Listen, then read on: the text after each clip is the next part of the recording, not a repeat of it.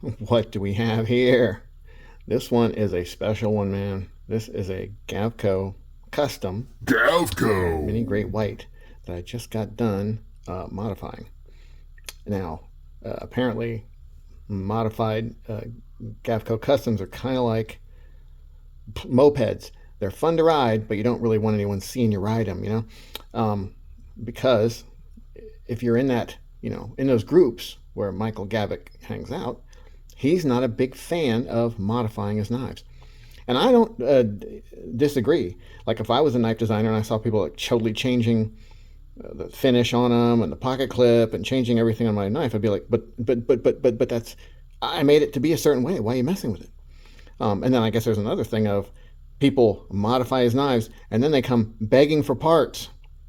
Like this one had a horribly bent pocket clip, and let's just say there was issues with me trying to fix it. And so I went to the man and I asked him, I said, dude, could you sell me a new clip? And he goes, oh, well, maybe, yeah. Why don't you show me some pictures of the knife? And then I sent some pictures of this, these beautifully redone sides. And he was like, oh, hell no. You're a knife modifier? Get the fuck out of here. You get nothing. And I don't blame you, man. You don't want, and I wasn't asking for like a free clip or anything, but he didn't really even let me make an offer or anything. So, but hey, man, that's his prerogative, and I don't blame him for it at all. He does some amazing work. Look at those little ridges on there. So cool. We won't be mentioning the name of the person who sent me to have this done because we don't want him getting in the same hot water I'm already in, where Michael Gavik is like, you're a piece of shit. He didn't say that. I'm exaggerating. Look at that blade, man. Look at those angles. Just, he does an amazing job. I love how the cutout, the thumb cutout, continues on a perfect line all the way to here and matches up with the top line on that little flat part right there. Let's see if I can get a light on that flat part there, on that flat part. Just really, really cool stuff, man. His little edge milling, the little rock grinds on the edge are just super comfy and make it almost feel like micarta, almost kind of soft, The choke up spot is amazing for actually cutting things. If I owned this, I wouldn't cut anything with it probably. So I refinished both the scales. I tried not to do anything that would make them change dimensions at all. I tried not to cut away any of the surface on the inside so that when they made it up, with these other parts, nothing changes and nothing gets messed up. We gave this one sort of a sandblasted blue finish. It has sort of a purple underlaying it, way down deep, and then over that is sort of this frosty ice blue. The clip is a different clip, and it has the ice blue down inside that little channel and on the sides, and then that sort of medium blue there, same as the, and then the pivot, same way. See down little holes in the pivot? It's ice blue, and then on the top it's the other blue. That was a pain in the ass to do, just so you know. And these screws, same deal. They're a big pain in the ass because you can't even electroanodize these bastards because they're coated, and you can't take all the coating off of them. Because if you start sandblasting them, you'll screw up the threads.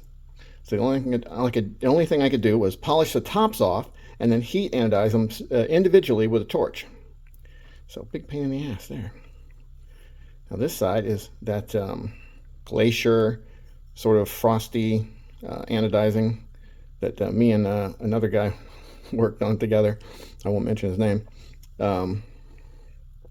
Very cool stuff. It's got the scratch pattern, and then it's got the ice blue, and then it's got little small scratches of a darker blue inside. I don't know if you can see that. And then, these screws are all done the same way. Even the standoff, I did sort of a two-tone, the ice blue down inside, and then the darker blue, medium blue on the outside parts there. It was definitely fun to do, but also pretty challenging. The action on this guy is just incredible.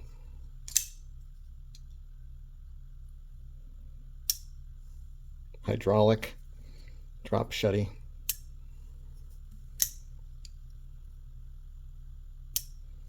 Just beautiful. Great sound too. Listen to it.